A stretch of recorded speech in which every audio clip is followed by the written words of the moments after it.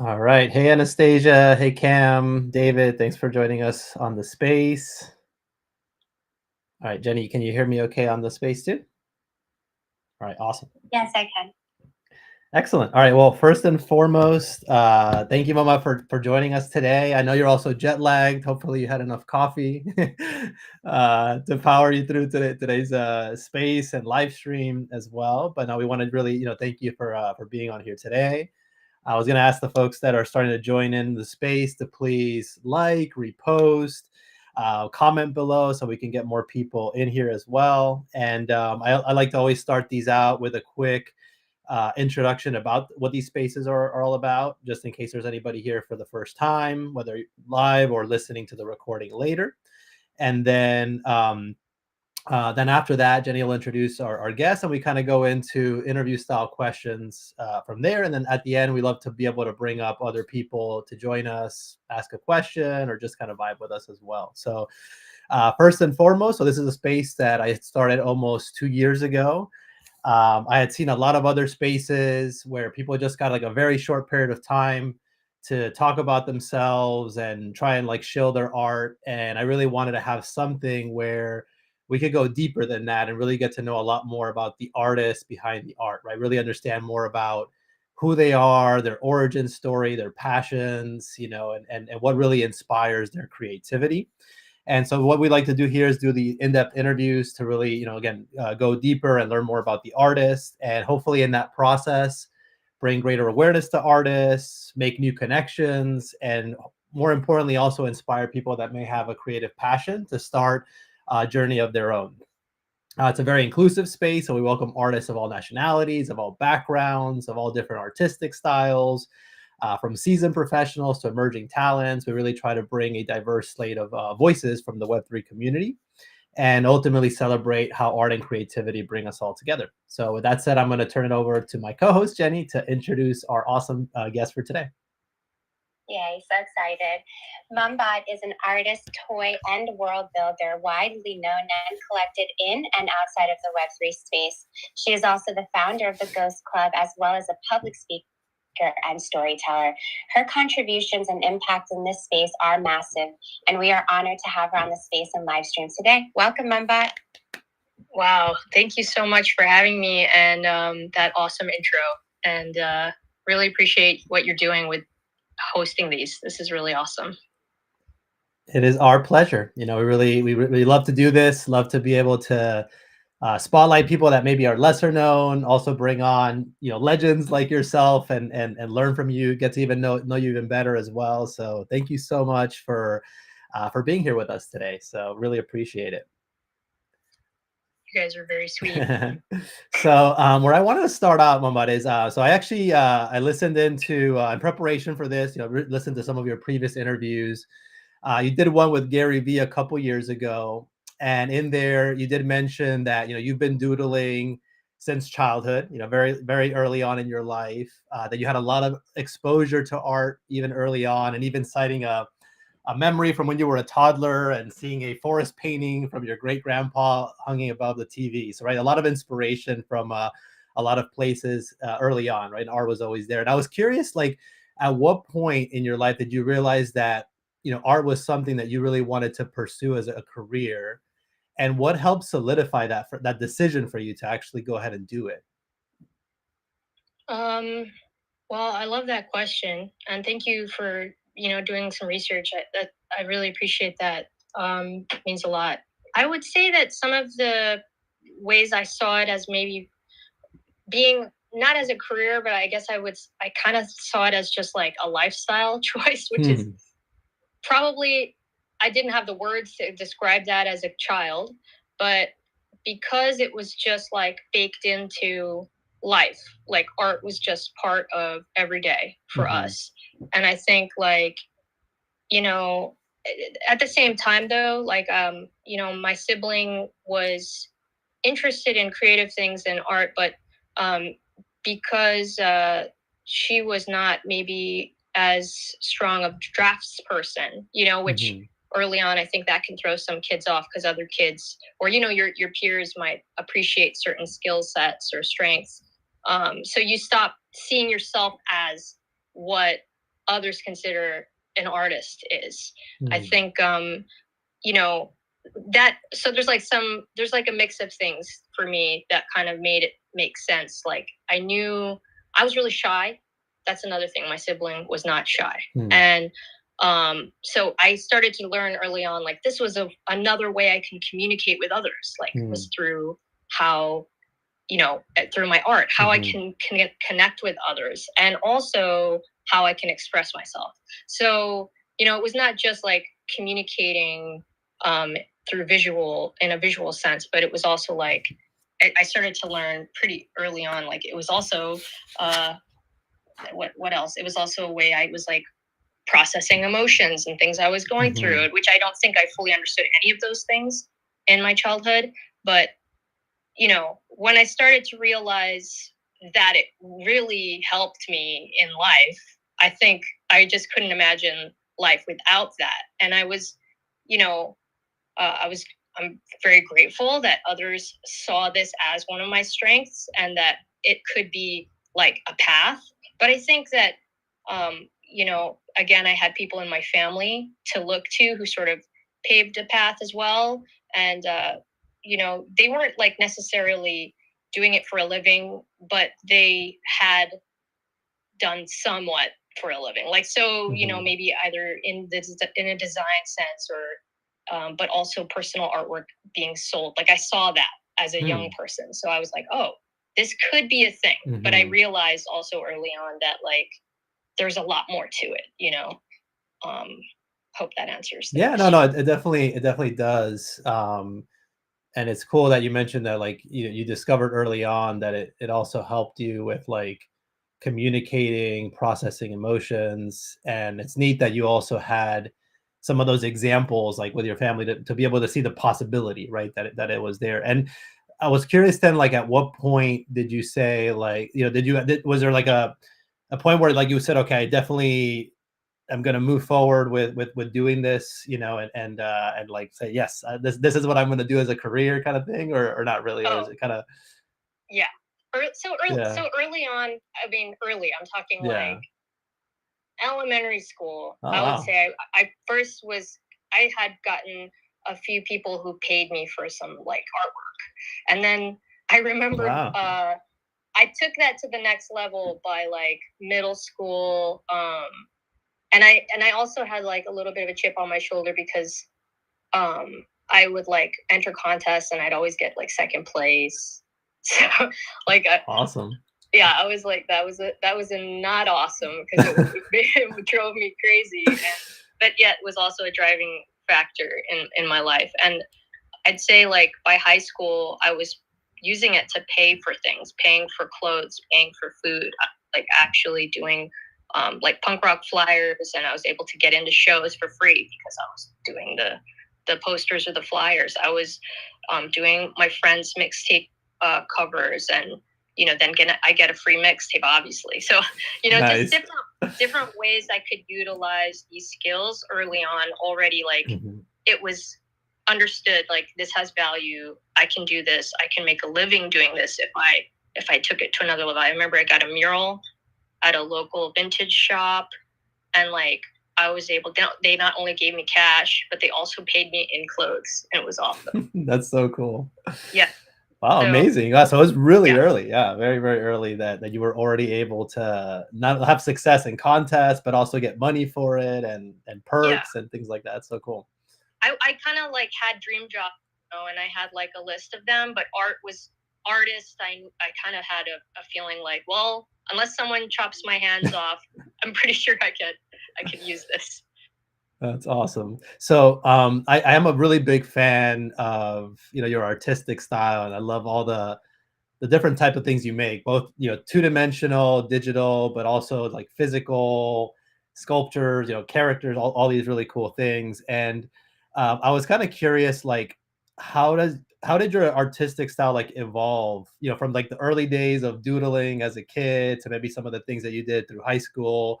I know you also spent some time at the School of Visual Arts, and then of course going into more of your professional artist journey. Like, how did the style and the type of things that you were doing kind of evolve over all those different phases of your artistic life? Yeah. I love this question. And It's such a different question. Also, thank you for the kind words. I really appreciate that. Yeah, you know what's so fun?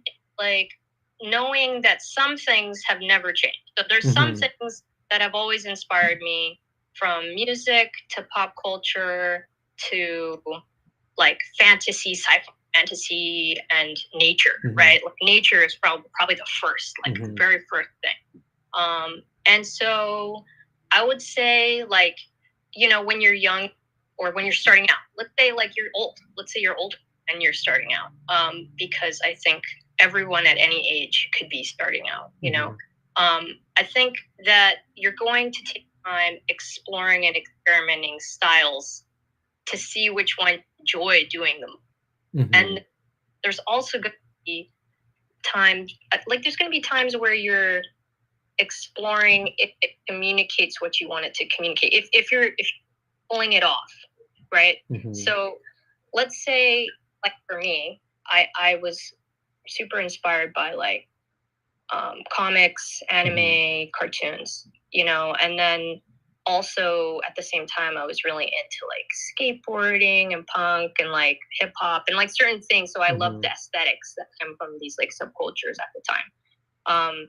Now, like there wasn't really a lot of examples of people mixing and blending those influences together. So I would be, you know, I'd kind of be trying to experiment with something and it wouldn't feel right. And that's normal in the beginning. Like, you know, you're not going to come out right away.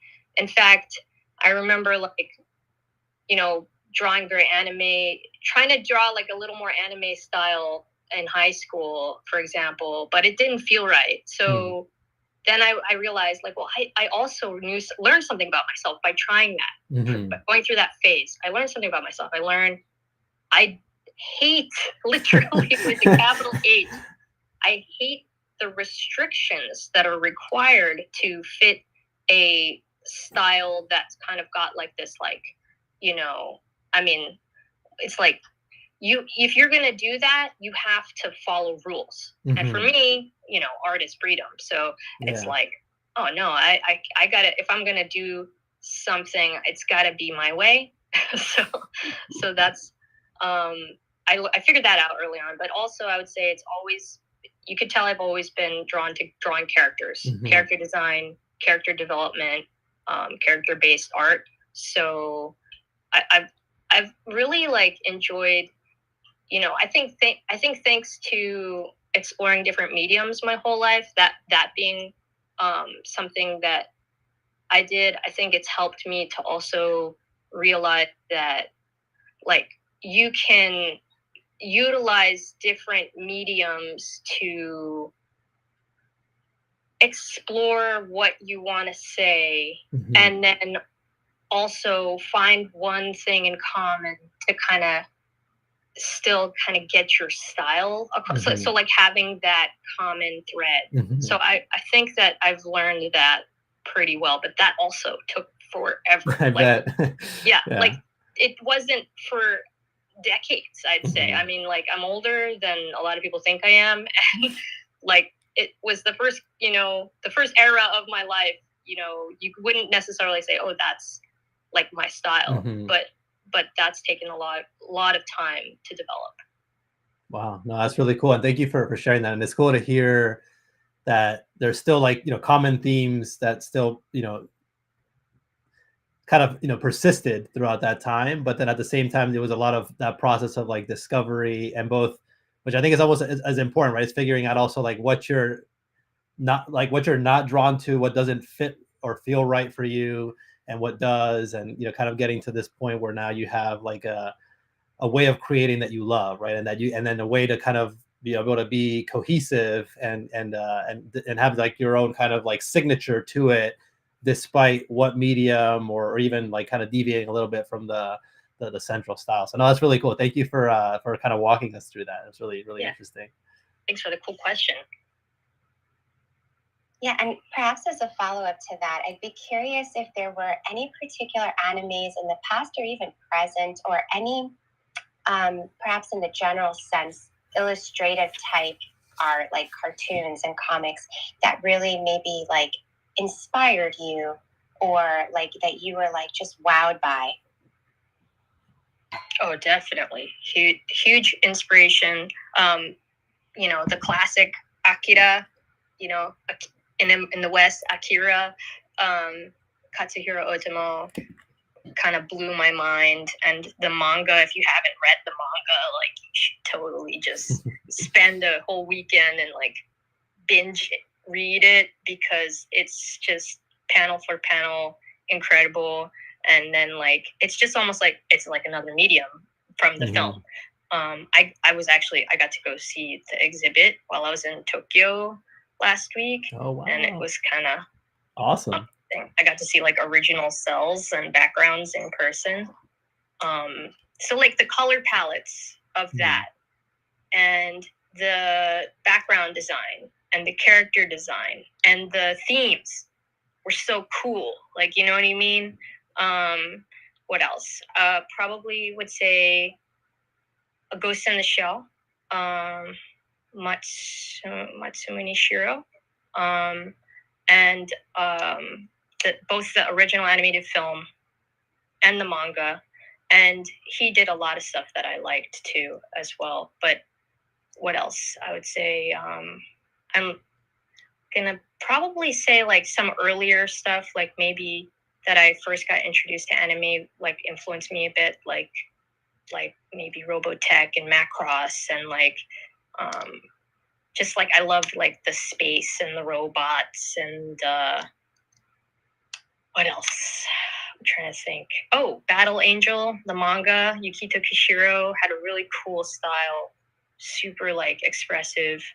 I really was drawn to like Evangelion, and then FLCL, Furikuri, and Tekkon Kincrete, Black and White. Like some of these all kind of have a unique style, so I was drawn to them. Like it was almost like manga and anime that broke the rules a little. Like it seemed like they figured out how to make it their own.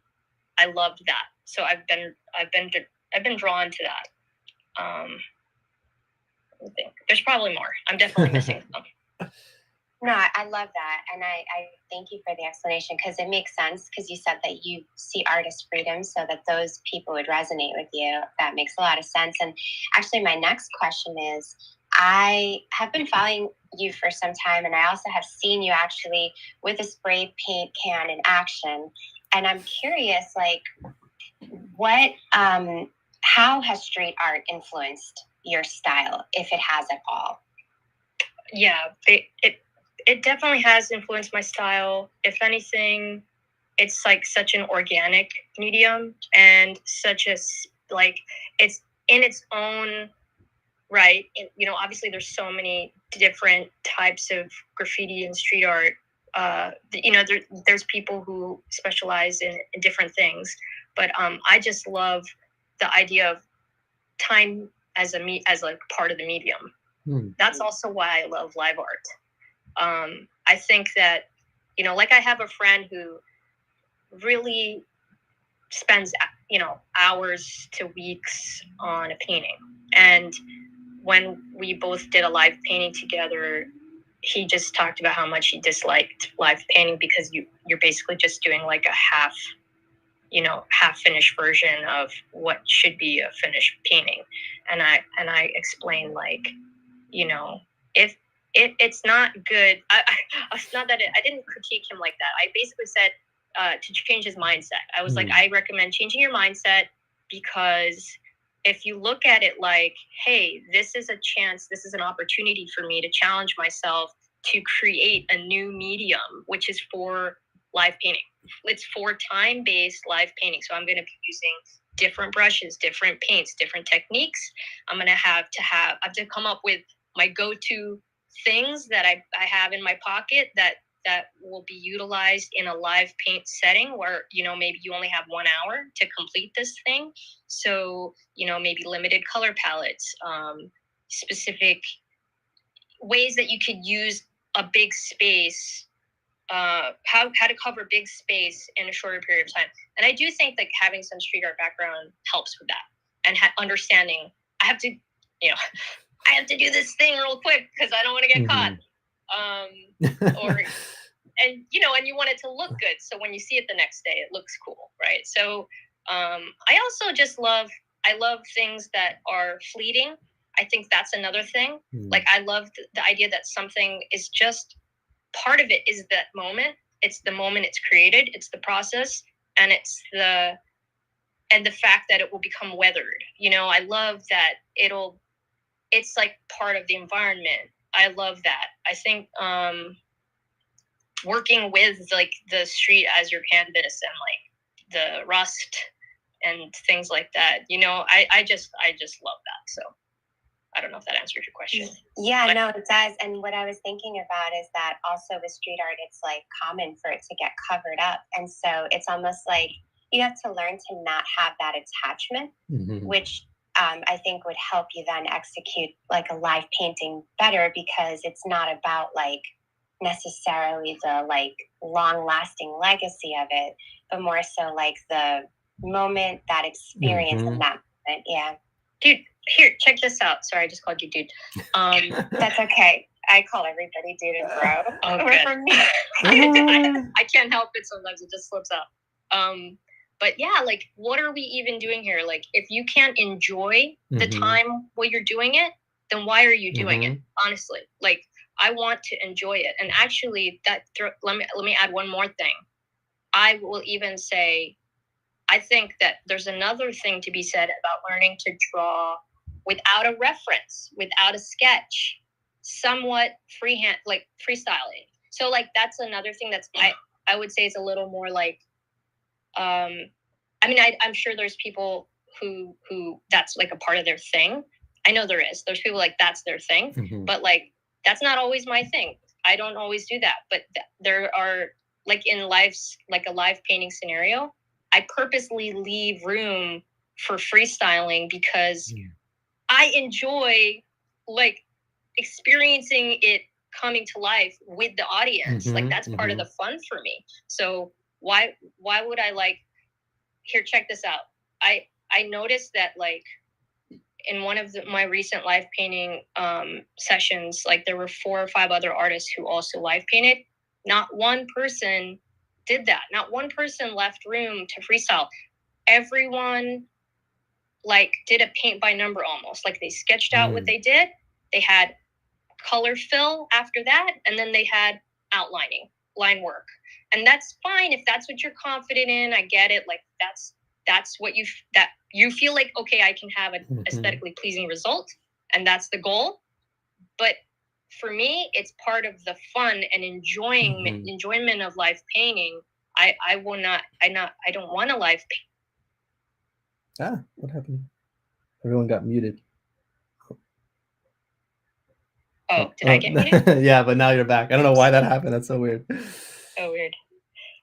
But yeah, I think you got the point that I was getting at.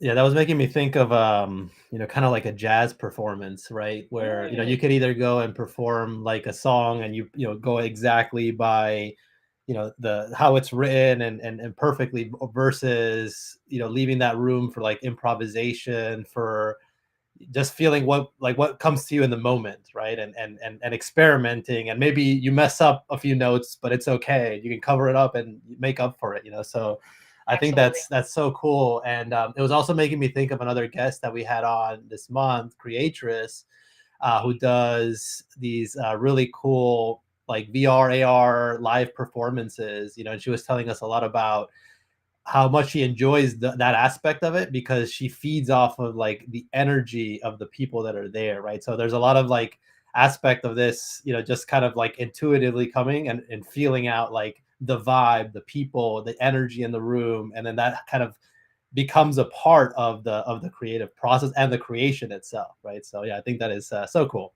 I love Creatress, by the way. She's awesome. All right, so the next thing I wanted to ask you about, right? So you've created some very cool iconic characters over the years. Augustus the ghost, Mossy the moss spirit, Shumi Mushroomy the mushroom spirit, so all these like really cool cute characters.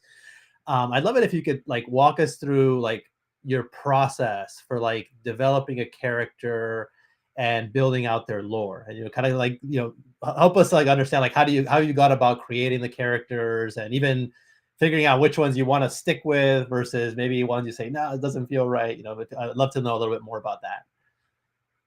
Oh yeah. Sure. Yeah. I mean, when I was talking about like, earlier, one of your previous questions, experimenting like with different things and seeing what kind of works, I would say it was a similar journey with specific characters. So I would say like maybe 15 years ago, 20 years ago, I was probably trying to, I was doing some world building, and I was doing some character design. And at the time, like, for example, I did one that was like kind of a post-apocalyptic themed world. And I did like a whole series based on this, and I had a bunch of different types of characters. And at the time, it was also like, I had another collection, a different series I was working on. It was like these, strong, independent young characters who had like animal spirits and like a familiar, and at the time it was also a way for me to kind of like process like my kid going out into the world. And like I was almost like trying to just manifest strength and wisdom, hopefully, and things like that. So like through my art. But at the same time, the characters themselves, I realized, I didn't really enjoy repeating them. Maybe a few of them I was able to draw more than once, but then I'd get bored. I realized, which ones really stuck and which ones didn't. Now, I had a ghostess for a long time. I also had a few other characters, like almost as far back, like my character Cloudy Puffs, which would just be like hidden like an Easter egg as well, just like a ghostess. I would have Cloudy Puffs hidden in different artworks. But I realized that I never got sick of drawing a ghostess or doing any new works, where it was almost like a ghostess didn't even have to be the main character. A ghostess could just be in the background, be hidden. But I knew I was onto something there. I also, it was something that was easy as for graffiti, for graffiti purposes. It was very easy to draw, which is, important. And, in general, it was like that particular character had so much going for it in terms of like when we go back to the source, a way to communicate and connect with others. And there was messaging that I felt like across the board could resonate with anyone, so like exploring, mortality and like, the time that we have on this planet and like what we're doing here, and, exploring both like sad and darker themes, but it's a cuter character, so making it lighthearted, just, and then in general, I think I felt less restriction. So again, like back to like artist freedom, I actually feel that character has allowed me to explore so many things, including like abstract art. And it's just because that character was able to become like this connecting thread. And I don't think that's always got to be the case. I don't think, that a ghost has to be present in every piece. Like I have a lot of pieces where it's not even in the piece, but maybe it's implied, or like, again, there's like a small Easter egg, and that's enough. But yeah, other characters that I've become able to continue, like, like Mossy the Moss Spirit and Shumi Mashrumi, they're basically my interests. Like things that I'm like super nerdy about, anything that I really love that I don't get sick of. Well, and those are, anything from nature, but specifically I love moss and I love mushrooms, and I have some other characters like that are, in the same realm. It's like Chris Boo, the Crystal Spirit, and I can go on and on. But yeah, like I have a newer character from like I don't know, maybe I developed Marudo in like maybe 2018, 2019 for the first time I ever referenced Marudo, but then I didn't really introduce properly until like maybe 2022 with like his own, starring like illustration. And that was definitely like, a response to like dealing with technology and like the presence of it in my life and our lives and like AI and like how are we processing that. And it's an interesting character because he comes off like a villain. He actually secretly isn't, and actually is secretly a hero, which is really interesting. So there's there's some cool stuff that I will be continuing to explore with that particular character, but yeah. Cool. Well, I'm very intrigued to learn more about that whole like story arc of like villain but secretly a hero. That sounds very fascinating. And I love. I mean, yeah, I think the characters are just just very cute. Like my kids, I've seen some of them. They love them. Actually, I need to see how I can get some more of your toys and plushies, for them. Although they're obsessed with all sorts of stuffed animals and things like that. But yeah, no, I just love and the the characters and how and it's interesting to me how you've used them to like process things you're going through or represent challenges or things from your life. So I think that's such a like cool thing. And and some of your updates recently, I wanted to also congratulate you. I saw that you have this limited edition vinyl figurine of your character girl from the forest floor, which is currently available for pre-order, and I'll be putting in a pre-order for that. I was gonna show. I know there's a page here. I had somewhere prepped. Oh yeah, there you go. It's the one from the hug. I was gonna put here on the live stream so folks could see that. But I just it's the coolest and cutest little character there that you made for that particular character.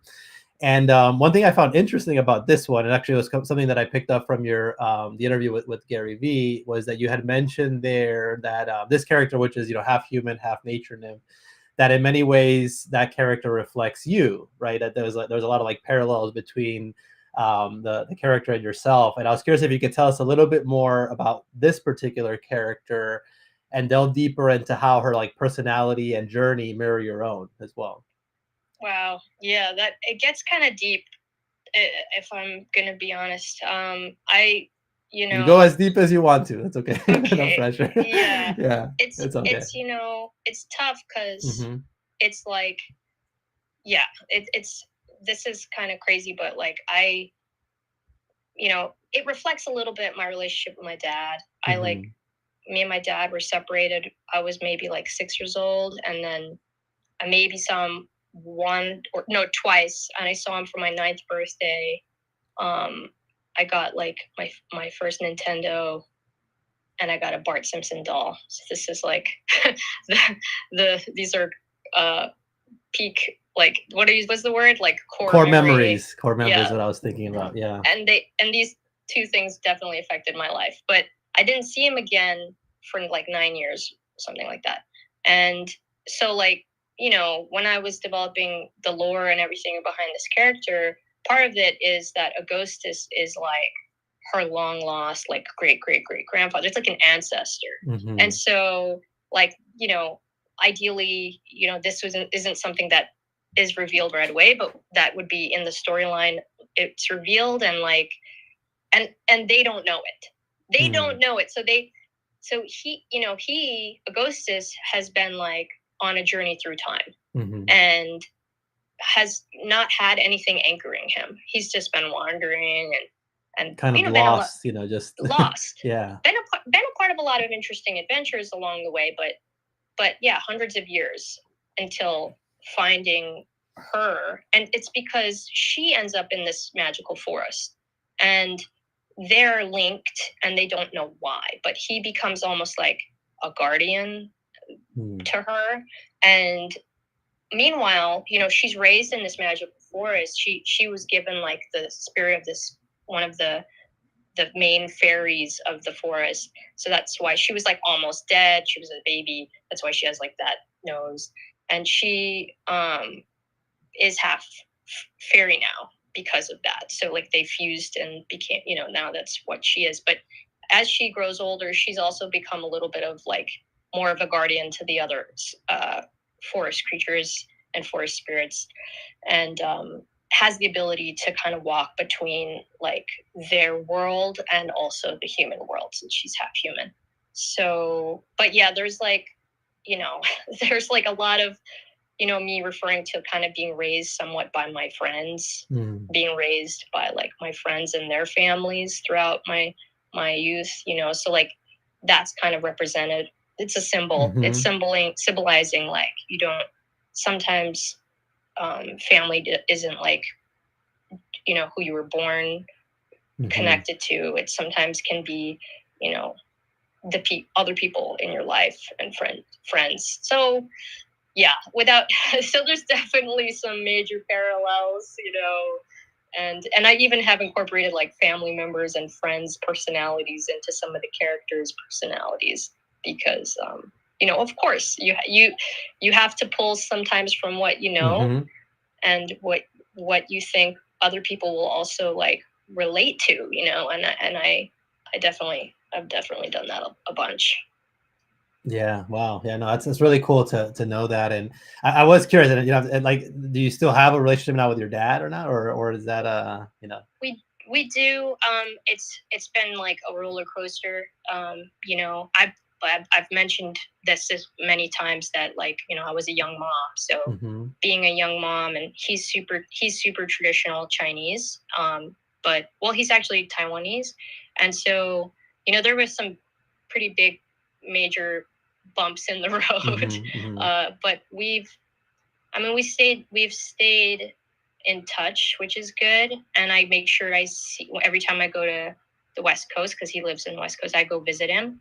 So, like he's remarried and he has like a stepdaughter, and it's they're nice. I like them. I think that if anything, we like. I made quite a bit of an effort to try to understand him and try to understand that side of my family, and like become a little more connected to like my Chinese and Taiwanese roots. And that's been hard, to be honest with you. Like it's been a little bit hard to feel in our country. It's kind of like it's kind of strange, because I feel like a New Yorker. I lived here the longest of anywhere, but I was born on the West Coast, and everywhere I've lived, even though I'm from America, I've kind of always been asked like, where am I from? And it's weird to be like asked that to this day, and I'm from here, and I'm like asked it less in New York, but that just depends on like, I guess, who you're hanging with. When I went to Asia, it was like very bizarre, because I lived in Bangkok for 3 years, and when I was living there, I realized no one asked me that. It was like they just assumed I'm half Thai. Yeah. And it was kind of cool. And then when I'd speak, they'd be like, where are you from? And I'd be like, oh, I'm coming from New York. And then they'd be like, oh, cool, Yeah. But yeah.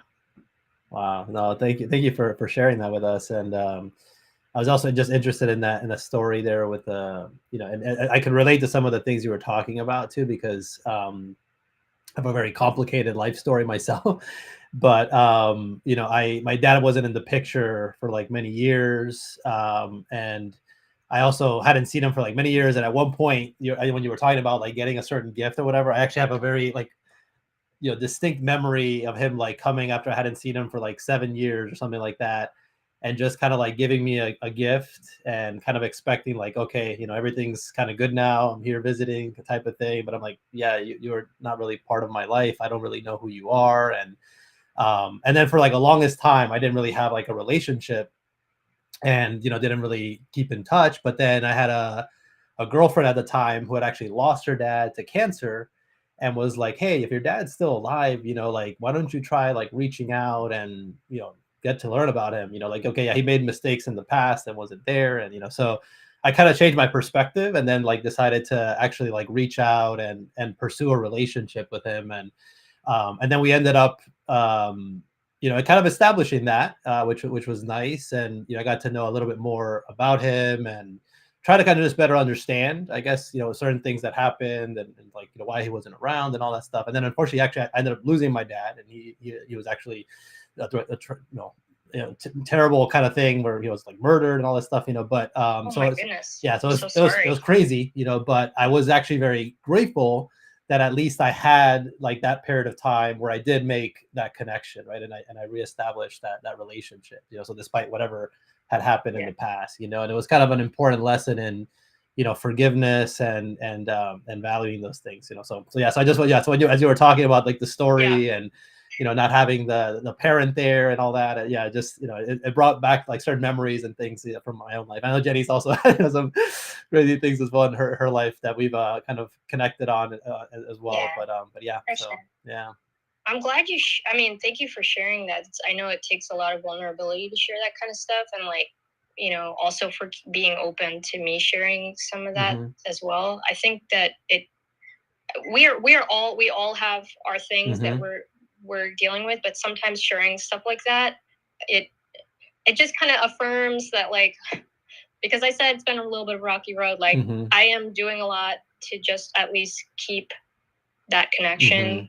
And I'm on my end, and I wonder sometimes, like, should I be doing that? Because sometimes I don't know. And yeah, like, is it worth it? Yeah. Yeah, I think so. Yeah. And then you sharing your story kind of makes me feel like, okay, yeah, like I would be pretty devastated if something were to happen to him and I hadn't been, you know, checking on him, even though he doesn't check on me. it's like, anyway. But you know what too, though, like, back to like just like using your art to kind of like learning more about yourself, learning more about, you know, all these things. That character, since you brought it up, like that character also has helped me recognize, like, where I belong isn't necessarily like a place, you know. It's like with specific people, and I could be anywhere. I could literally be anywhere as long as I'm, you know, with like loved ones, surrounded by loved ones, and so anyway, yeah. I love this conversation so much. My experience was different than you guys and similar in many ways. But so for my situation, like, I actually could not cultivate a relationship with him because it would have been very, it would have been negative because I was dealing with somebody who is an addict. So I had to like sort of like make peace with the idea that the idea of my father that I had constructed of like how I wanted things to be and how to reconnect and that kind of thing was just kind of like done. And so he did pass. He passed actually from his addictions. So like the way that whole thing happened was that I had made peace even as like a teenager, that he was like a part of my life, and I'm grateful for the fact that he was a part of my life. And like when you said Augustus was an ancestor, right? Like I think that's how I have approached it. Like that the essence of my father, like I thank him for life. Like I thank my ancestors, all of them, though, like not just him, all of them. And I always carry my ancestors with me in a way that, like, you know, like your character is like carrying the ancestors, but that was just that. And that's okay too, because they're like, I'm free. I'm the person in the forest, you know, and they're just there, you know, as guides. That's how I see it. Yeah. Love that, Jenny. Thank you for sharing that. I'm also sorry to hear about how that went, but I love the way you've I love how your mindset is about it and your perspective on it. I have just FYI, I have like, that was just my dad's side. I have another side where it's also, I can't connect because of like just too painful and a lot of just protecting myself kind of stuff. Yeah. So like my own mental health and wellness and my kids obviously is like a priority. Exactly. And that was like a big one for me, you know, because like my mom made a decision on purpose. So me, like with whatever it was that I was trying to like accomplish reconnecting, like I had to keep that in mind because I was like, this may also negatively impact my kids. So I just need to like make peace with it. And I had a very full life. Like we all can have really productive lives, and then just sort of like deal in the best possible way with you know, whoever it is in our family that just can't be there in the way that we would want. And I love that you're able to put that in your art, because I feel like that character is so relatable. Like I'm a genealogist and I help people like do their trees and like find their ancestors, and whether it's happy or whether it's like not so happy, I just feel like honoring the fact that we have these people who came before us and that they're a part of us. Like, so to me, that's what that character kind of like represents. And I'm sure it'll mean different things to different people, but it's so cool that you have that. Yeah. Yay. Thanks for sharing that feedback. That's super cool. Love that. That's so awesome. Yeah. Yeah, I do have a question. Yeah. So we'll pivot. I'm sorry. So your art has made it onto its toys and also appeared on coffee bags, merchandise, physical products. For an artist who is interested in pursuing that, what advice could you offer them on merchandising and how to best approach brand partnerships? That's a great question.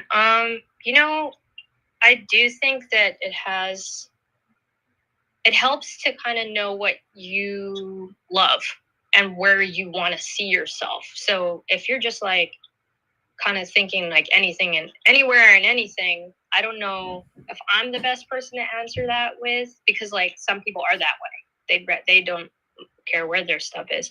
I'm specifically like, I have my dream stuff. I have my bucket list, you know, and I kind of aim to manifest seeing how my work is experienced through these specific ways, right? And so like, you know, I love coffee. Like anyone who knows anything about me.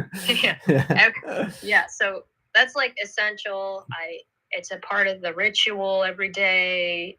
It's cozy. I love it, and it makes me happy. so you're enjoying my third cup. Nice. Yeah. I'm gonna drink more soon. I think that having, you know, that becoming like a placement, like where, you know, how can I incorporate my artwork into that? So I, you know, having spoken to Denim Coffee really worked out for me, because it was like he was already in the community. The co-owner was like a collector already of mine. He loved my artwork. He'd approached me to collaborate before, and it was like eventually just really worked out where I was like, well, you know, it's like my dream is to like have like a real like full like fully designed, you know, bag and like experience, and you know, we were able to make that happen, which was amazing. But I think it also just worked out like where they're at and where I'm at. Like we're both kind of like on the East Coast. You know, they're a smaller company, but they're big. They're still kind of big. Like a lot of people know who they are, but they're growing. And I think that helps. Like if I'm being, you know, if I might as well share this, but like I approached a big brand like years ago, and it wouldn't necessarily, it doesn't hurt. I always say shoot your shot. I always say shoot your shot. But I did. I pitched a collaboration with a really big coffee company, and it was like so many years ago, and I you know, where I was at that time. And oh, am I rugged? Oh no, Jenny rugged. Oh yeah, she did. Jenny rugged. But I'll just keep blabbering until he comes back. Yeah, basically, you know, that didn't make sense at the time. So like, you know, I think again, like you have to kind of just try stuff, and that if that wasn't meant to be, fine, because I think things will come to fruition that makes sense. And it's just be patient, but also don't be afraid to, you know, go for it. And then when you feel something, it just feels right and it clicks, and it's the best feeling ever. And so like, I have, let's say, some other tips. I would say, like, it's really funny because before we started here, I feel bad. I don't want to talk about it until so she comes comes back. Should we wait for me? Yeah, hold on. Let's see if she can hear now. Oh no. So she's there as a listener. Jenny, there we go. You're good? Okay, yeah. yeah. The hotel Wi-Fi is not stable. Okay, so I have another brand story since Jenny's back. Yes. So nothing has happened yet. So like, don't. This is secret news. This is secret news. Knock on wood that this doesn't mess it up. I have weird like superstitions about like ruining things. But basically, we talked about a place before we started that we like, and before we started, yeah. And it's really funny because I go there to eat all the time, and I just randomly had an idea one day, and I just grabbed some food from there, and I hit them up. I just hit them up to tell them like how much I love their food and how much I love it. It's amazing, delicious. Oh, and then and then I pitched, like they responded and they were like really glad that I liked their food, whatever. And then like I pitched an idea that I had, and they were like, "We love it. Let's do it."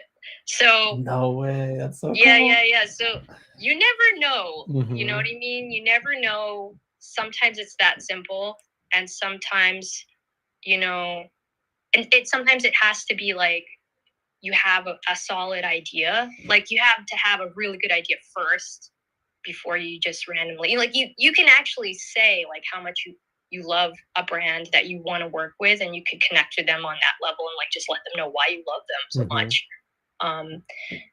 If you get a little rapport going, at some point you could kind of be like, hey, it'd be cool to do something with you. I had a meeting like a couple months back with a pretty cool brand that's like in the streetwear world, who wanted to do like a whole capsule collection with me. And it's so funny because many years ago, I was like, again, it was similar to the thing about the coffee. I was like, would love to do like a t-shirt with you, like a t-shirt design, and it was just like not the time. But it just shows something that like if you wait and you have patience and you just keep building those relationships over time, and then like come back when you have like some solid, I don't know what the word is. I'm jet lagged. I am sorry. It's all good. But ideas, like a really good idea. I love that. And I think timing is the thing, but also like not being shy to just reach out first. Like what could happen? It's a no, or maybe a no for now. No for now. But man, I'm so excited about what you just shared. Oh my God, that's so cool. Super excited. That's so awesome. Well, thank you for sharing about those partnerships and collaborations. I did love the coffee one you did with Denim Coffee as well, and being also a huge coffee lover. I was like, oh man, it's so awesome. Wait, let me just show you something because it's coming soon. Yeah. I'll just show you really quick. Secret. Oh, did you see that? I did. Secret. Okay, that's something new. That's not out yet. Cool. That was a secret surprise. Some alpha. Wow, so cool. So where I wanted to go next was so I know you became a mom about 19 years ago, right? And you currently have 2 kids. Jenny and I both parents as well. And I was kind of curious, like what stuff do you love doing the most with your kids, in terms of like just fun stuff to do with them? Well, I actually made everyone come play ping pong with me before I left for Taipei.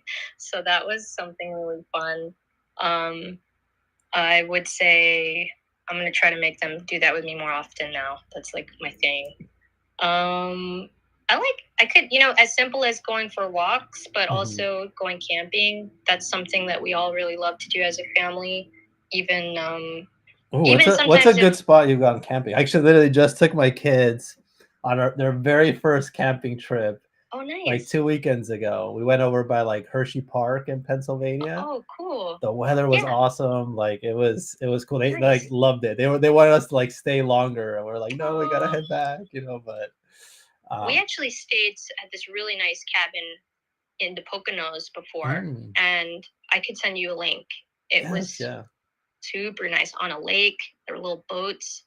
Yeah, but we also used to go more like hardcore camping, where it's not car camping. It's like yeah. you had to hike a mile into the forest and, and set up like in a lean-to, and it's pretty gritty. So like we've done all kinds of camping, and so it just depends on what kind of camper you are. But we also have a friend who has a property with yurts that they built Mm, in the forest upstate New York, and that's really beautiful. I could send you link to that as well.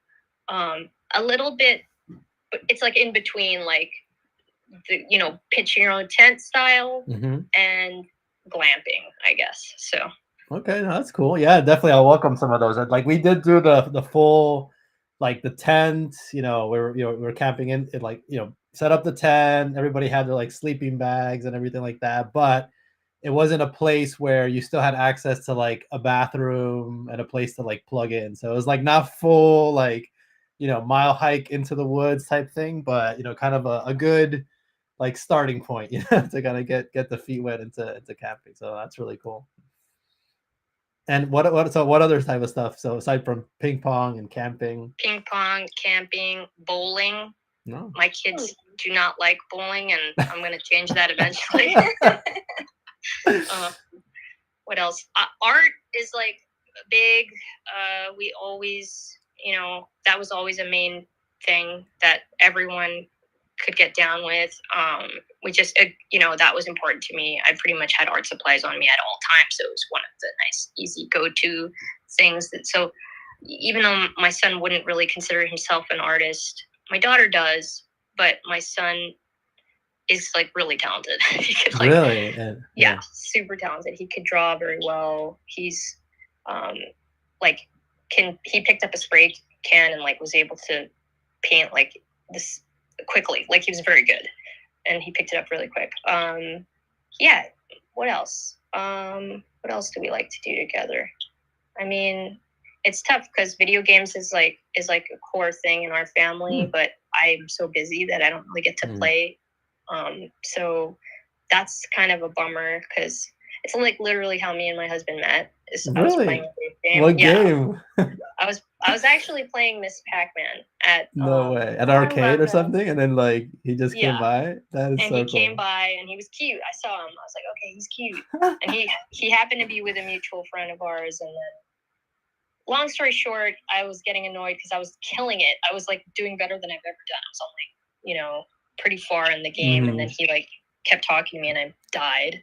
And then I was like, he could tell I was visibly annoyed at that point, and he just like had quarters ready to go and put them in like before I could even give him an attitude. So then we yeah, that's the rest is history. But like anyway, our whole family, like I was basically doing video game work as well. I was kind of like doing some stuff where I was like being freelancing in the film industry, and in one of my coolest jobs out of college was I was paid to like teach some celebrities, like some actors, how to play a video game for this movie. And at the time, Wow. yeah, and it was a really cool job. And I basically gave me like an Alienware laptop, like to just like learn the game overnight. It was like one of the coolest jobs ever. And long story short, like I was really a gamer. Like I was even like getting paid to do this kind of stuff. But at some point, being a young mom, I was like, there's no time to. We played a lot of games, but like as I was getting more serious about trying to do my art, it was like that you can't. There was really no time to be as much of a gamer as everyone else in the house. And now at this point, I'm like, just it's sad when I'm listening to like gaming spaces or gaming people and they make fun of iOS gamers. I'm like, giving a side eye because like I have my iOS games that I'm really good at and very advanced. You're like, hey, this is the stuff I can play now. I can't sit in front of a console. I have time for exactly. I have like a certain allotment of time that I allow. But like, yeah, I live vicariously through them. Like they're all playing Call of Duty. It just came out, so they're really excited. Oh man! And yeah, that's that they're all like they play FIFA. They're like in the top 50. So video games are big in my family, and that's you guys are like competitive too and everything. They're very competitive. I mean, actually, my son is so he's very talented at like short form content editing, and he has like a huge following on TikTok, and he does a lot of content with his gameplay. And yeah, and I'm just like a shell of my former self. I was an amazing gamer.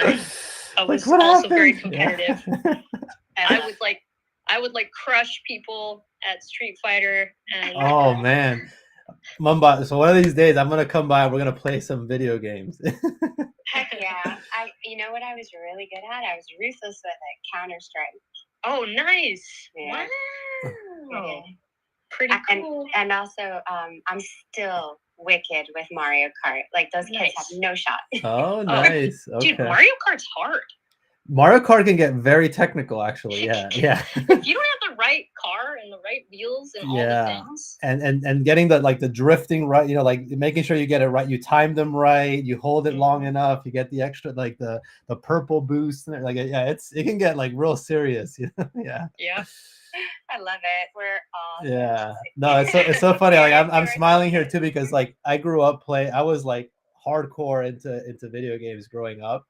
And I had like all the systems. I also loved like first person shooters. So like when like GoldenEye came out, that was like we play that like all the time. Then what was it? There was another one that came out afterwards that had like where you could do missions with like 2 people, and so I was like into all these games, and then Call of Duties, like all of those, and I used to play like a ton. But then when I got into like college and I was having to like work full time and go to school and do like I had like zero. I could barely have enough time to like sleep, So then I had to like pull back, Then I got into it again. Then I had kids, So it was like it's been tough. But I recently did start getting like my kids into them.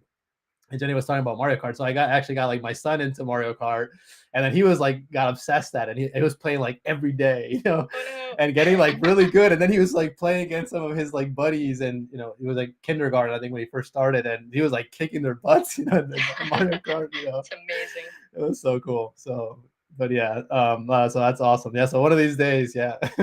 And I used to love playing Street Fighter too. We should all play. We should pick up a game. Yeah, and we should start our own team. Let's do it. Yeah, we could do it on Steam. No, Steam. I think so. Yeah, I think that's it. It is. Yeah. One of the last games I played, just for a cool recommendation that was awesome, was called Stray. Stray. Yeah, and you're a little cat in like. Oh, a little stray cat. Yeah, and it's so good.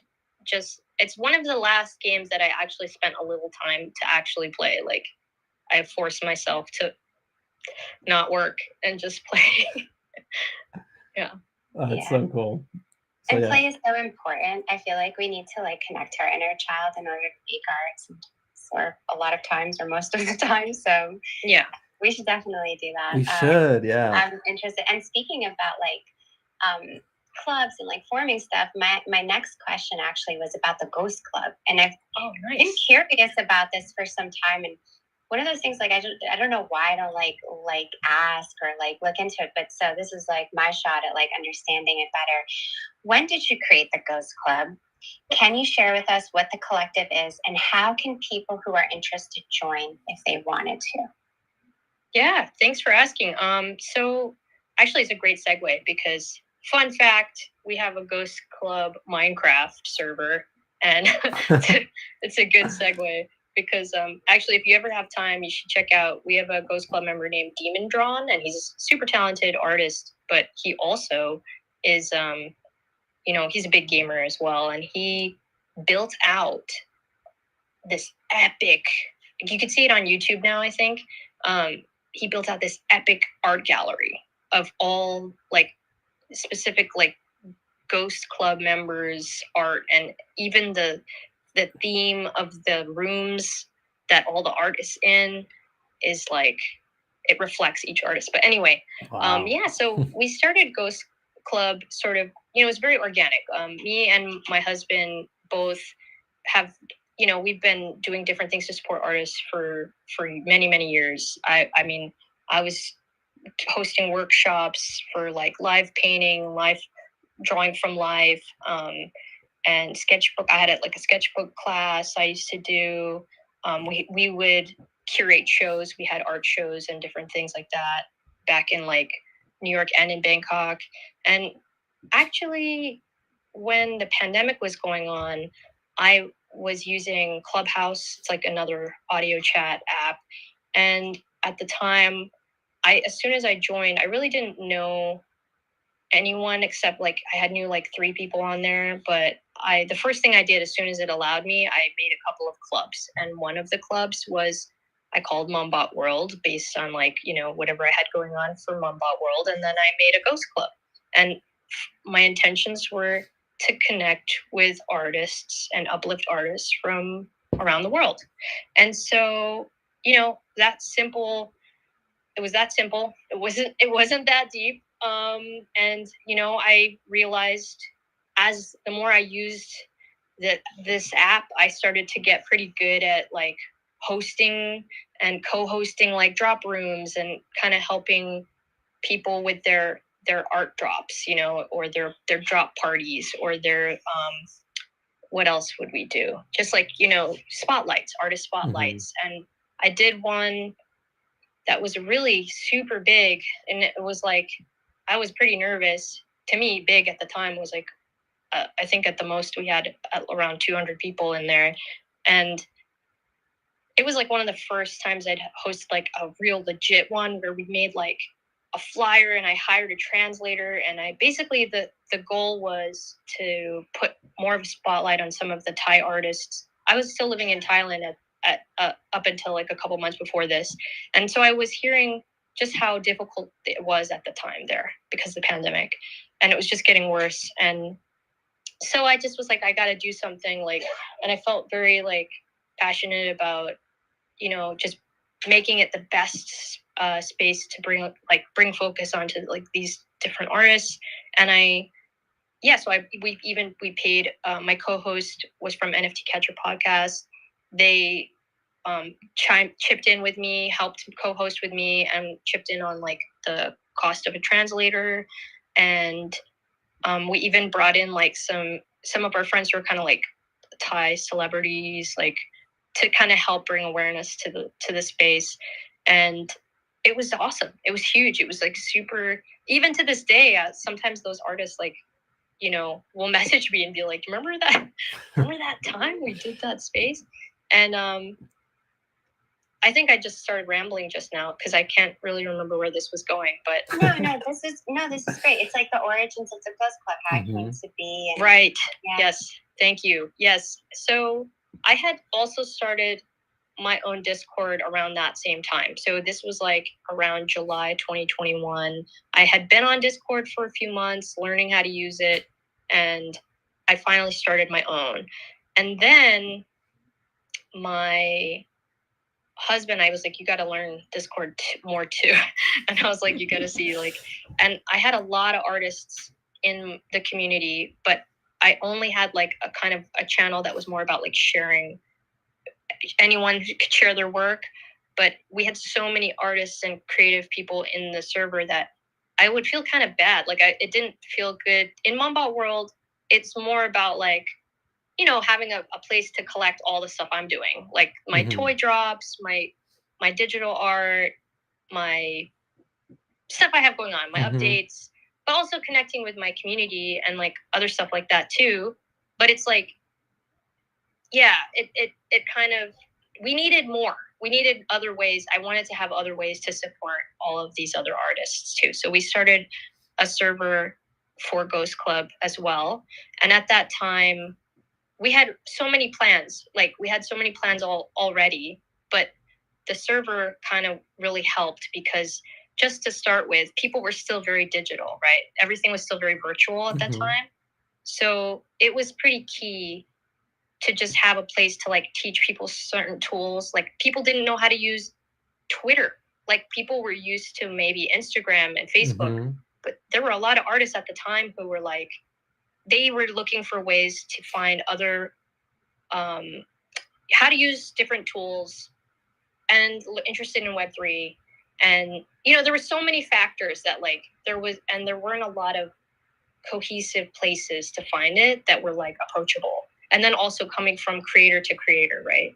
So yeah, so we had like, early on, we were already like starting to realize, okay, we kind of have this place where people can come together. Then we started to have like, okay, certain people could have channels, and, you know, obviously there are some basic things like you should be willing to like support others to be a part of the community. Like that to me seems like a no-brainer. It's basic, like it's not asking much. But then, you know, there's also people with a language barrier. There's people who might not engage the same as others. So some people come into the live stream and share their process all the time, which is super nice. But then some people don't feel comfortable doing that, and they might just share like work in progress images, things like that. We also had workshops. We haven't hosted any in a while, but we hosted a lot of workshops, cybersecurity workshops, smart contract workshops. I mean, we had really cool guests. We had Third Web come through.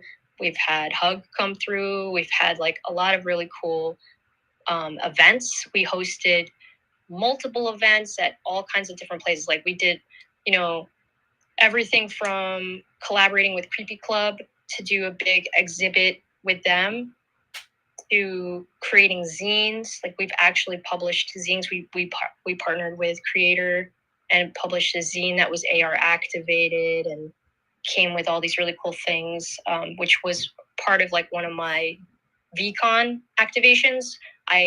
Every time I've done VCon, I had some kind of really cool freebie. So like, you know, like anybody who asked me, you know, obviously I had special ones for VIPs, but like literally anyone who knew, if you know, you know, kind of thing. And that was really fun because like to this day, I've had, you know, people still show me, or, you know, they share a picture, they tell me how awesome the zine was, or the cards, you know, whatever it was from each of these different experiences, where we basically just find ways to promote the artists in the community. So, yeah, I love that and resonate with that. And if someone wanted to join the Ghost Club, how did they go about doing that? You know what? You just gotta honestly just come through. You gotta show up. You gotta come hang out. You know, be in the Discord. We're it's open to everyone. I mean, we're not able to. It's just me and my husband right now. I mean, obviously we have a couple of mods who like volunteer to moderate, which is amazing, from the community. And there's one in the audience I see, Mariana. She's a real one.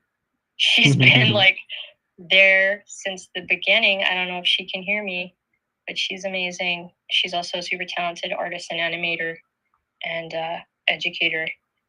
And she, you know, yeah, we have a few other people who've helped out over the years.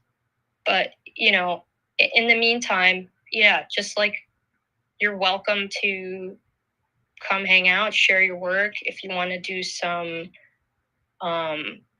process stuff, like we have a live stream where sometimes we've had somebody do a sculpt, like they basically produced a toy and they started from scratch in our server. So they shared the entire process of sculpting it in clay, to the wax phase, to the actual final production. Now they have them all produced and they're painting them all the time. You know what I mean? So we have a lot of really, also just people share resources, and you're welcome to all of the resources are free. Like people share things all the time, and that's for anyone in Ghost Club.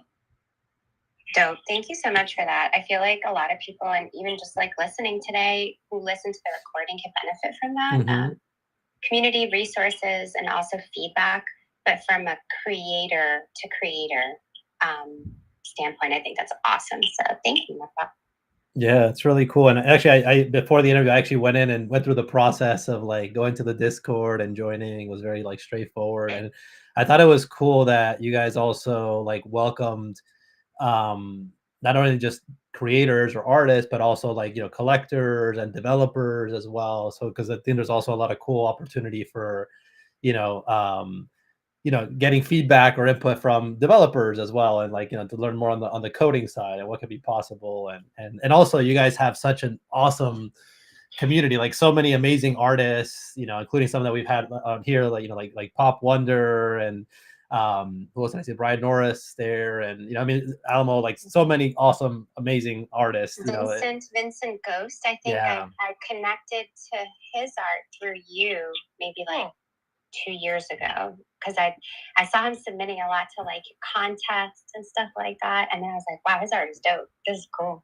Yeah, we have some really talented artists in Ghost Club, and again, if we didn't have such a great community of not only artists but also collectors and supporters in general, like you said, developers, all kinds of different people help make, teamwork makes the dream work, as they say. Yeah. So that all is what makes it work. But yeah, for sure, it's we feel very grateful that we have such an awesome community, and people like, things can be tough. Like it's not always easy. Like running a community, we've been doing it really for a long time, and it's not always easy. We have challenges that we've had to deal with, but yeah, at the end of the day, like we're doing it because we want, like we have good intentions. We want to do something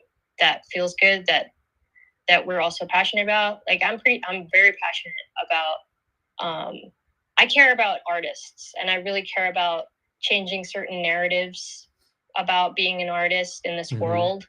It really means a lot to me. So if there are ways that I can, like, that's something I learned early on, like anyone has a platform. You have a voice. Like if you have something to say, and like it doesn't matter how small, like even if you reach just like one person, if you can help even just one person, that's huge. So yeah.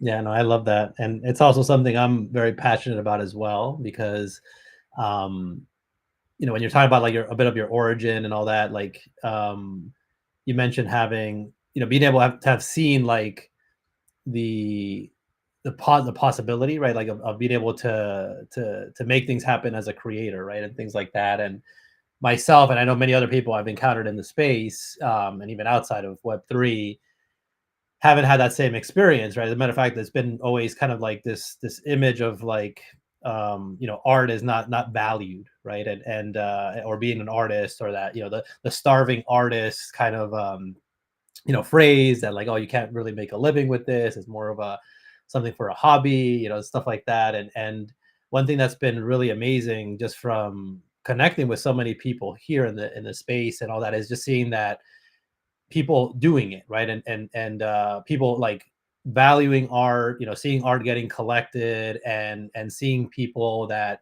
are creative and doing like being able to make a living doing that kind of thing. And I think it's so cool that to be able to see that. That's a big part of like why I love doing these spotlights, right? Because it also helps to show a completely different side of art, right? And how it is important. It is an essential part of life, and it is something that we should be valuing as well, and making it a point to try to like uplift and empower people who are creative, right? So I think that's so cool. I love that you guys started it. I love that it also started like so organically as well, and you guys just kind of like did it, and then it just kind of kept growing from there, and you've been like still continuing to grow the community and everything. So I think that is really awesome. And I know, Yenya, you do have to drop at 2, so in about 8 minutes. So I'll have to run as well pretty soon. but I love this conversation. Yeah, we may have to. Well, we may end up having to do a bit of a part 2 later, But anyhow, Okay. maybe I'll jump a little bit ahead on my questions. We can always, maybe we'll do another one at some point. I could stick around a little longer than 2. Okay. But yeah. So maybe what I wanted to ask you next was, so you've created so many like amazing artworks over your years, physical, digital, a lot of different mediums. Is there one that maybe holds, maybe it could be more than one, but that holds a particularly special significance or meaning to you? And if so, can you share maybe which one it is and what makes it stand out? Ooh, that's a good question. Okay. Ooh. Okay. So Falling Leaves is particularly special. It was for the first time I kind of like had a piece that I felt like, you know what, it was very pure, all of the emotions that I was feeling when I made that. It was after I hadn't been in the States in a while, and fall is my favorite holiday, and I my favorite season too. Yeah. Nice. Yeah.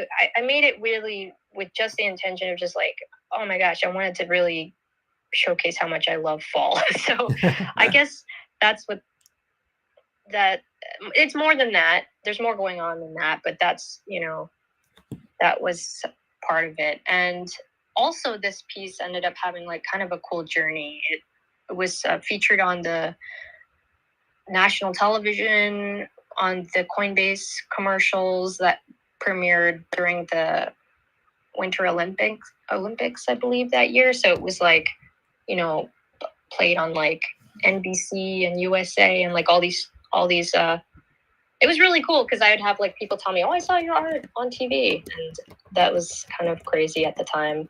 And again, it was also interesting it was kind of cool to connect Web3 with such an analog medium.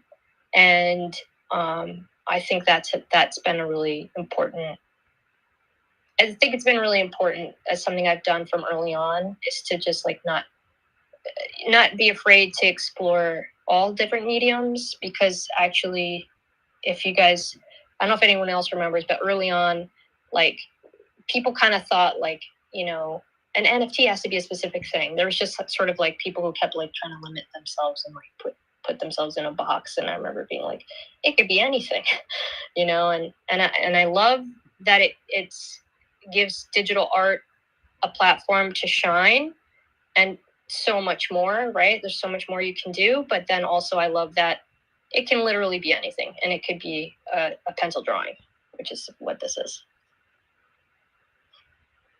Yeah, and I just love how Shumi is hugging, the leg. It's just such a sweet moment. It really is. And yes, for digital art is a vibe. Definitely. Thank you. It's a beautiful one. Yeah. So Jenny, I was gonna say, maybe, I know since you got to go soon, maybe you could ask the next question you had before you got to drop. Sure. So bummed. It's all good. Okay. So what music do you enjoy listening to? And is it at all a part of your creative process? Ooh, yeah, for sure. I do. I go through different phases. Right now I'm kind of in a weird, like, nostalgic throwback to like some J-pop and J-rock I liked from like the 90s, which is really funny. But I'm just kind of going through a funny kick because while I was in Japan last week, I saw a pop-up being advertised everywhere for this artist Hyde, Hyde, and he was in a band I loved called L'Arc-en-Ciel. And so I've been like going through this like throwback mode lately, where I'm listening to L'Arc-en-Ciel and Judy and Mary, which was this other band I loved a lot. And but yeah, you know what was so funny is like I like such a range, like such a wide variety of music, from like doom metal to like lo-fi hip hop to like all these more obscure bands and music. I mean, I literally, I could give you a big range, but I would say I also love like the 80s, like The Cure, New Order, kind of vibes. So, you know, Joy Division. I mean, that kind of never gets old for me. Fugazi, kind of more like depending on how I'm feeling. Sonic Youth. Oh yeah, Yeah, Love yeah. And then like great range. Yeah, I could go in. I get into some more like newer music too sometimes, but like, you know, I'm more. I'll go back into my like the things, the go tos that I know always feel nice, and those don't get old for me. Yeah, and the older ones, I don't know, man. Like they still sound sonically like they could have been dropped just now. And I was just looking at our audience, and Drain Dye is here. And I remember, like, in Rio, Hi, Drain Dye. Hey, Janie. He was playing his 80s music, and I love 80s music too. Yeah, and actually, David, I see David in here. Hi, David. And he was listening to Pearl Jam. Let's go. Yeah, when they were in that magical room with the cool sunlight shining in. And that was a vibe too. I remember once being in a space and David shared that he actually saw Nirvana. So I was live? I was born in 86. So to me, like, obviously I appreciate Nirvana, but to me it's more of like this kind of distant thing. For David, like, that blew my mind that he was like there and could see them live. That's so cool. Nirvana was cool, like David. the first like rock band that I really got into. And then like it opened up a world of like many other like, you know, like rock, different styles of rock music. And from there I got into, you know, like, you know, Metallica and industrial rock and, you know, all sorts Nine of Inch Nails. I was a huge Nine Inch Nail fan. Yeah, me too. I love Nirvana. I feel like the Unplugged record is a good go-to. I still listen to that a lot from time to time. The Man Who Sold the World is on my top 10. Oh my gosh, I play that song actually. I love it. So, that Unplugged is, I mean, yeah, it gives me like the feels, you know, just watching that, and yeah, it's amazing. Yeah, and so you're listening to it while you're making art? Yeah, definitely. Yeah. I mean, I'll waver between listening to music. I would prefer to listen to music when I'm painting. It depends on what I'm doing. Sometimes, depending on what medium I'm working in, like I'll put on like a podcast, or I'll put on, for some reason, like crime drama stuff. That's a go-to, because you know what it is? Like, you don't have to pay full attention to it. I totally get that, actually. Yeah. You know, it's funny. When I make art, so I actually like making it, either sometimes listening to like a Twitter space or I have a show that I've like seen like a million times before, like maybe the reruns of like Friends or The Office or something, you know, like in the background, and somehow like I can just get in the zone and it's like kind of there, you know, but I know I don't have to really pay attention to it. So yeah, I can feel that. Yeah, same. That's so cool. Anything you've seen before, you know, is good. Can be good background. Yeah, I'm with you. For sure. So I know, Jenny, you got to go soon too. So I do, friends. I had such a great time, and I really hope I get to see you soon, Mumbot. It's just a pleasure and such an honor to be able to like be a part of this interview with you.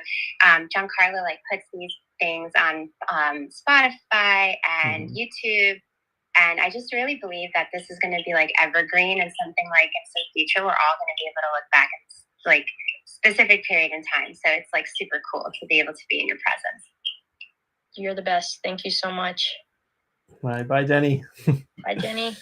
And Mama, tell me how much longer can you stay, just so I know how many other questions. I got about 15 more minutes, I would say. All right, cool. That way I'll gauge like, you know, how many questions I could get to. And I know maybe if people were also in the audience and wanted to come up, you know, you guys could feel free to request. You know, I'd love to have you guys. And if you have any questions and things like that too, definitely go ahead and do that.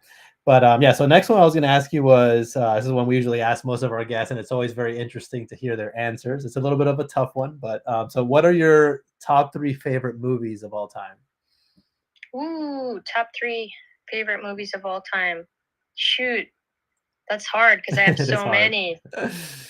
Okay, well, don't get freaked out, but I love Alien.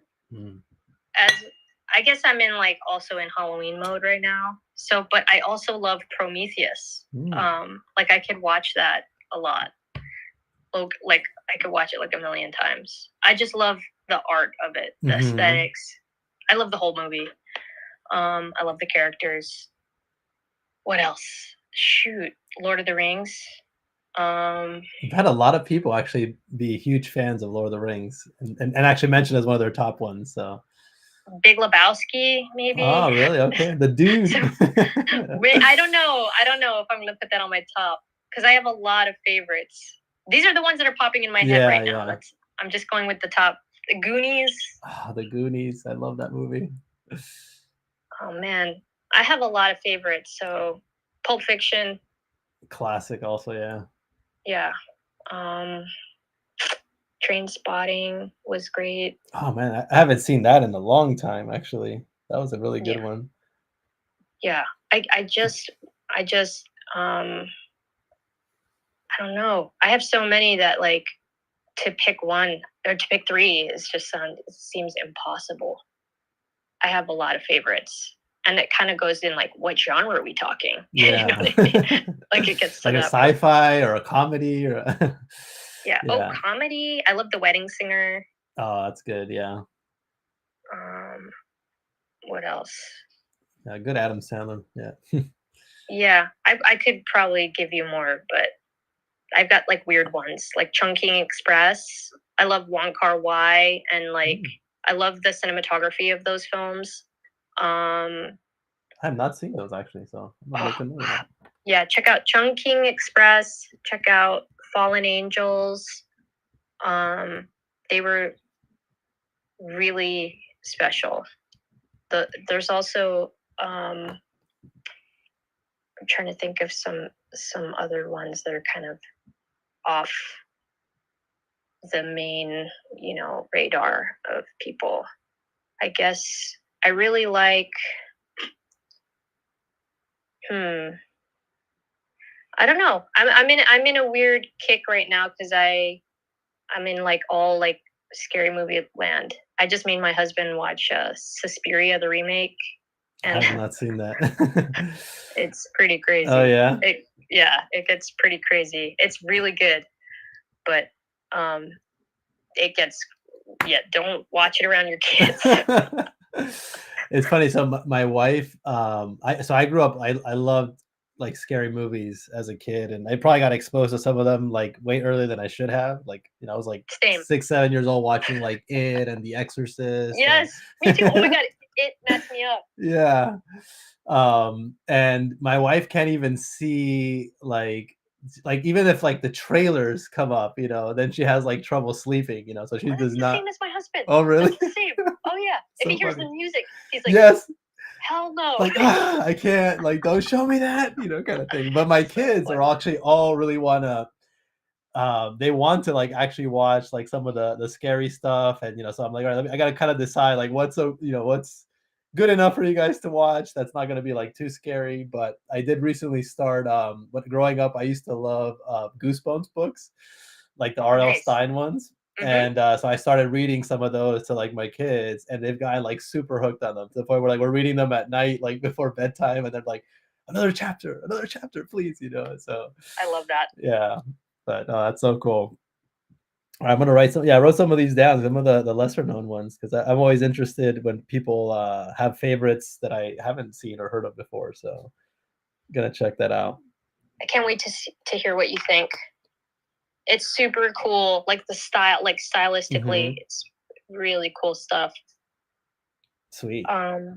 Yeah, I also love a lot of like other. I'm trying to think like old movies. Like I remember The Red Balloon was like one of my favorite movies when I was a kid, and I think there's no words I don't think in that movie, and it's Hmm. I believe it's a French movie. I have not seen that Um, one either, actually. Hmm. it's really old, but it's awesome. Um, Good stuff. yeah.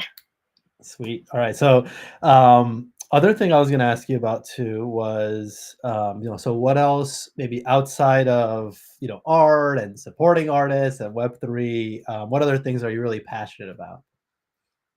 I mean, other things I'm passionate about would probably be food. Nice.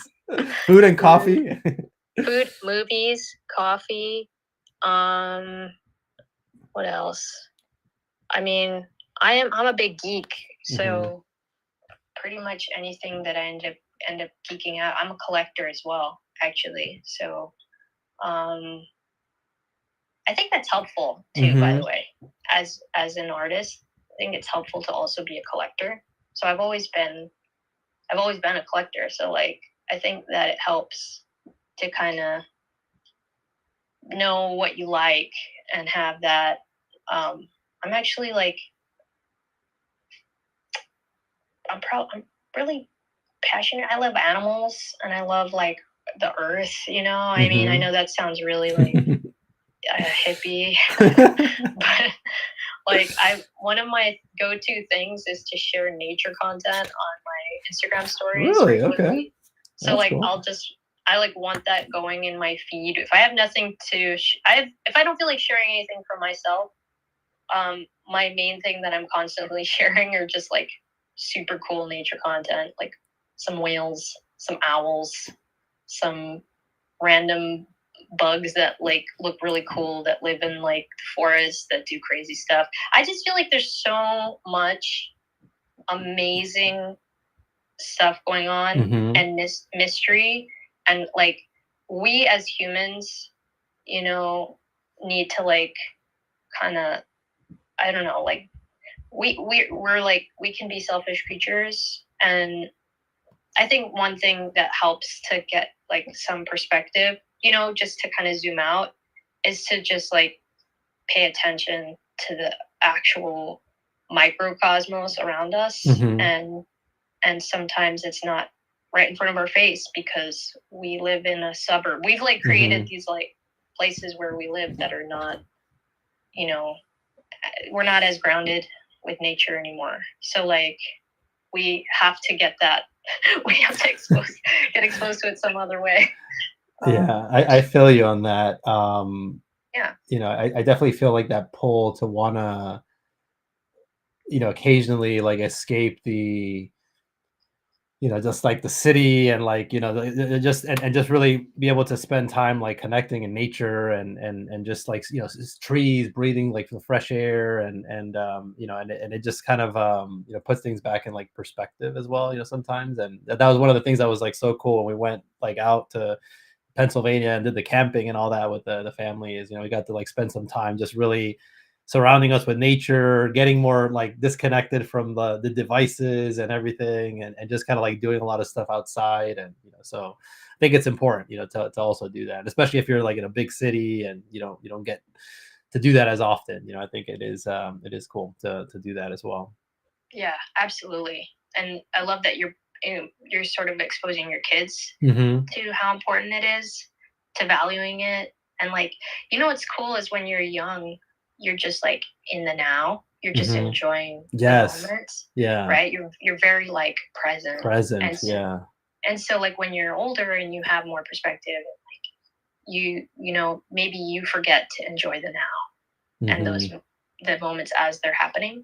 I love that too. I love that about like having kids too. That's like something that keeps you young, I think. Yeah, yeah. Actually, it's funny you mentioned that because that for me, I think has been like one of the coolest things, like with having kids, is that like they really remind you a lot to like just stop and be present and like enjoy the moment and to like just like we were talking about before, we're talking about like video games and I like that sometimes just like stop and just play, and just like enjoy yourself and have time. Like 'cause it can get so easy. Like I'm like type A, I try to like overschedule myself and I have like a million ambitions and things that I want to do. And it's like, you know, it can get exhausting, but sometimes it's like really good to just like chill, you know, take a time, like take a breath, like relax, you know, just and they're so good at like that. Like, come on, let's go and like play and or let's, you know, make art or play a game or something. And they really help a lot with that. So I have a rule I've had since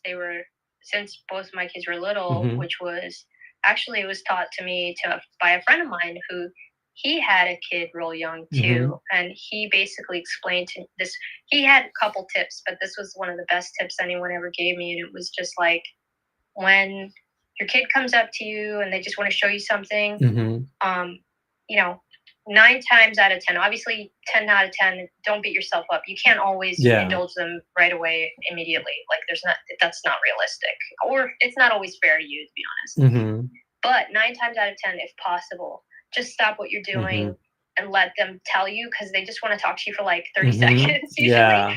And then they won't bug you for like Yeah. another hour. They don't Yeah. even care. Like they're doing their own thing. But you giving them that full attention for that 30 seconds when they're inspired to share this thing with you, Mhm. it like is so meaningful, and it's like a trust thing too. It's like they trust that you give a shit about them. Like Yeah, you so care true. It's so true. deeply. Yeah. Yeah. And I love that too. It was just making me think because yeah, like it happens all the time. Like my kids will come in and be like, "Dad, check this out, you know, check, you know, this thing that I just got, or check out this thing that I made." And you know, and they're just like so excited and like full of like this joy, you know. And then when like you actually take the time to you know, appreciate it, like acknowledge them, give them that attention, you know, it like means the world to them in that moment, you know. So I think that is great advice for sure. Yeah. It's cool to talk about that kind of stuff too. I don't feel like I love talking about being a parent. I feel like I don't know. I haven't really talked about being a parent as much in any interview Yeah. before, so it's kind of nice. Yeah, and I mean, it's such a big part of our lives, you know. That's why I always think I always love like when I do have somebody on here that is a parent, you know, to at least hit on a couple of elements of that because you know having kids, like I mean, it changed completely transforms your life in so many ways, you know. But Oh, it 100%. yeah, but it is such a big part of our lives, like once when we do become parents. So I think it is important because it does speak a lot to the person, right, and their journey and you know, so yeah, so I love that we I, actually got to hit on that too. I would even say it's it has been a sort of an anchor point for me Mhm. to make sure that I followed my dreams, you know? Like Mm. I thought as a parent, I owe it to not only myself but to them to show them that like following your passions, your dreams, just making some serious effort is in your power, and and that there could be and things could, there could be like a fruit from that, like planting those seeds eventually could grow to be this tree that fruit Mhm. comes from. You know what I mean? Like if Yeah, that makes sense. yeah. No, I love that. Yeah. And by the way, so speaking of like, you know, dreams and goals and aspirations and things like that, I was curious if is there any like big goal or dream that you've set for yourself that you're hoping you can achieve in like the next, you know, 5 years or so, and what is that? Um, I do have some kind of crazy goals and dreams that like I guess I I told you I'm a little superstitious, so I don't want to Mhm. share Oh, okay, some of sure. them Yeah, yeah. because I don't want to Don't jinx jinx it. it. Yeah, yeah. But like for example, like sending my Agostis to space this year, that was one of the most like epic kind of like moments of my life. And that happened in January, and I feel like, by the way, I didn't mention, but like one of my goals since I was a kid was to like be an astronaut. Oh, really? Yeah, it was on my top Yeah, five. Like I had yeah. 5 jobs I wanted. Comedian was one. Really? Okay. Artist, yeah. Astronaut, and what was one of my other ones? Drummer. I wanted to be a drummer. Um, both of my kids play drums, by the way, which is really Really? funny. Wow, that's Yes. awesome. Do you play any at Um, all? No, I can. you I can, can yeah. play a little. I can. I know a few beats, and I know how to play like very. I'm nowhere near as good as my kids, but I can play. That's But cool.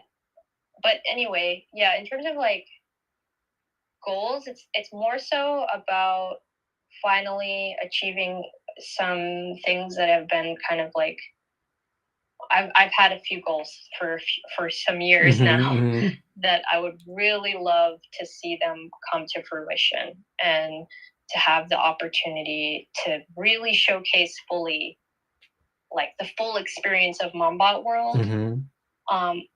I haven't really had a chance yet, and I'm talking like some serious installations.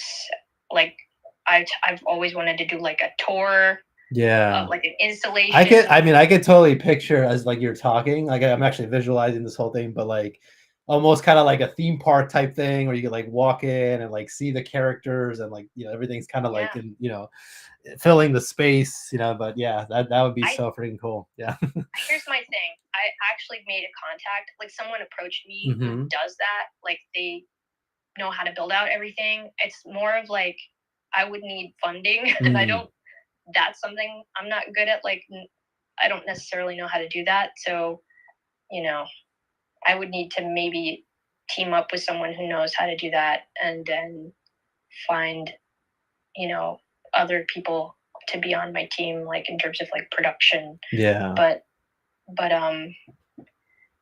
it's something that I want to happen. So I think I can make it happen. It's like, that's a big one. So there's a few big ones. Yeah, that's like a really big one. Yeah. That's another big one. And it'd be super experiential, like in every sensory. Like I want to have the full sensory experience, like smells and touch and touch. Yeah, I want there to be like mist and wind and like sounds, music and sound. Music, cool, like sound effects. And I literally want people to be like getting the full experience, and like, oh, I don't want to tell you everything or my idea, but yeah. Anyway. That would be like, that'd be like a dream come true. That is so cool. That's awesome. I was going to ask if anybody did want to request, you know, feel free to do so. Unfortunately, I don't have Jenny here now because she usually helps me check, you know, so it's hard to like keep track while I'm also doing the stream over here. But, and then one other thing I was going to ask as well was, you know, is there any upcoming projects that or work you're excited about that you want to share with us today, and we could look forward to seeing in the near future? Absolutely. Yeah. Well, you mentioned the girl from the forest floor, so I just want to touch on that because basically we have 1 week left, a little less than 1 week left to meet our pre-order. Like we need to meet a certain amount of pre-orders to meet a Q1 delivery of it. So that's something that I'm really trying to push this week. Also, we just released a new Mossy resin little minifigure. Oh yeah, I did see that. It was so cool. Yeah. Thanks. See if I can find the post. Yeah, if you could, that would be great if you want to check that out. And then so those are 2 brand new things that just happened. And then also Mental Health is Wealth is a mental health awareness project I'm a part of, and we have a drop, amplifier art, and on highlight on the 28th. So I'll be posting about that. Sorry, I've mostly reposted about that, but I'll be doing my own post soon about that. So that's in a couple days. And I have a new coffee coming. I know. Soon. I saw a little peek of it. Yes. I shared a secret peek. Yes. Also, Augustus's birthday is on Halloween. Ooh. So I'll be doing some fun giveaways, and I'll have like a super cool, super discounted Augustus roast coupon code. I'll announce probably in my Discord, but I guess I could probably share it to anybody who's actually been sitting here and hanging out. Secret coupon code for half off on Augustus roast coffee is Mumbot 50. So if anybody wants to get half off on a bag of Augustus roast, that's the secret coupon code. And when is it active? Like, is that already it, or after? Well, I actually don't know, but you can check. Check if it works now. Yeah, see if it works. Yeah, I mean, I just came back from a big event in Taipei, and then another, did a lot in Japan. I really had an amazing experience with this legendary toy painter. He's like in his 80s, named Goto-san. And a lot of other cool things happened while I was out there. But I have another event coming up in 2.5 weeks. Or less, at Designer Con in Las Vegas this year. Normally it's in California. This year it's in Las Vegas. So that's coming up in November. What else? Oh, there's a residency that I was invited to participate in, but that I don't have too much information on at the moment. But yeah, there are other things coming, but those are that's a lot, right? That's like things. That is a lot of stuff, and that's why you're so busy, right? So new coffee coming in. Just gave some alpha to people there. The coupon code to get 50% off. So obviously the orders, right, for the resin toys, right, is the other big thing, right? So yeah. And the vinyl toy and the resin toy. And the resin toy. And a giveaway in my Discord I'll be doing. In Mumbot World Discord. Sweet. For Augustus's birthday. It's so cool. All right, and I do know, you do gotta drop off soon as well, so yes. I want to be respectful of the time. We'll probably maybe have you come back another time, and because I still did have other questions, but and obviously I was hoping we would have been able to get Jenny the whole time as well. So maybe we'll plan another one, for later. Maybe we can do something in person live. We'll do a little bit of video games. That'd be fun. Yeah. Right. I'd love to. So definitely got to do some of that, and I just want to again just thank you so much for joining the space today, for sharing so much of of your story, for going a little bit deeper with us around the characters in your life, and relationships with family, complicated relationships with family, and talking about parenting and inspiration and things like that. So it was really beautiful conversation, and I greatly enjoyed, just learning even more about you as well, and greatly appreciate. I appreciate also a lot of what you're doing in the space. So not only sharing your amazing artworks and fantastic storytelling, but all the stuff you do also to support other artists as well, and the whole ghost world stuff I think is so cool. So I love that we kind of share that that passion to help spotlight and support artists, and I think it is and really changing the narrative as well, which is so important. So I want to thank you for that. Thank you for being the guest today, and hopefully we'll have you on again at some point too. You're amazing, Giancarlo, and same to Jenny. Thank you so much for having me. And sorry, someone's coughing. And there's like a cat attacking a dog in the background. There's a lot going on. No, but thank you so much for doing this. Having the artist spotlight is, exactly like I totally get what you guys are trying to do, and it's super appreciated what you're doing in the space. All the things that you do in the space. I mean, just thank you. Thank you for everything.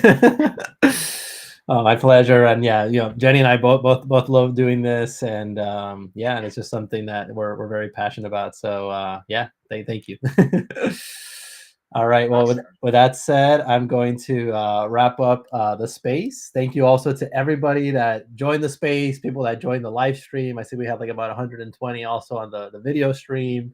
That is recorded, so you guys could go to my profile on X or Twitter. Sorry, X, Twitter / or YouTube or Jenny's page as well to see that as well. So that's also recorded and something there that you guys could check out. But yes, want to thank everybody that was in the space today, especially folks that were in the whole time. Appreciate all of you, and I hope you guys have a wonderful Friday and weekend. Take care. Bye. Thank you.